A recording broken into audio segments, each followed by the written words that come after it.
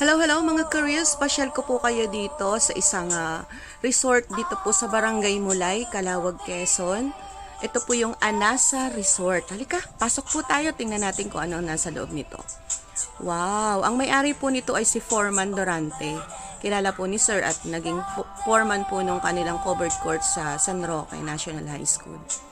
Wow! Ang ganda po. Ang lawak ng kanyang resort. Ayan po, may mga kubo-kubo. At may mga kwarto din po, oh. Fully air-conditioned daw po yan, sabi niya. So, maganda. May mga kubo-kubo po siya. At yun po yung nakikita ninyo yun po ay grotto. Para siyang maliit na kamay ni Jesus. May mga Station of the Cross po dyan. May mga hagdan po yan paakyat. Ito naman po yung kanilang function hall. Yan, pwede pong magkaroon ng seminar o yung mga binyagan, kasalan, birthday yan. Ayun po yung kanyang grotto. Oh. May hagdan po yan. And then ito po yung kanilang swimming pool. Malawak naman po yung swimming pool nila. Oh, di po ba mga ka-reels, nakaka-relax?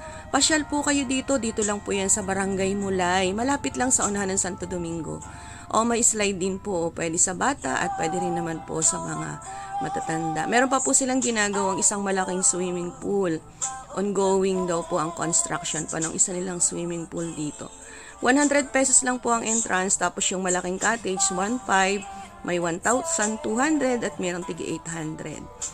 Yan po. Okay na di po ba? Affordable lang, makakapag-relax ka pa. At isa pa, malapit lang po. Yan o, pag may birthday, kasalan at binyagan at seminars, pwede po dyan. O ano pang iniintay nyo mga kababayan ko? Mga ka-reels, pasyalan nyo po ito. Dito lang yan sa Barangay Mulay, Calawag, Quezon. Ganda po. Thanks for watching po. God bless you all po.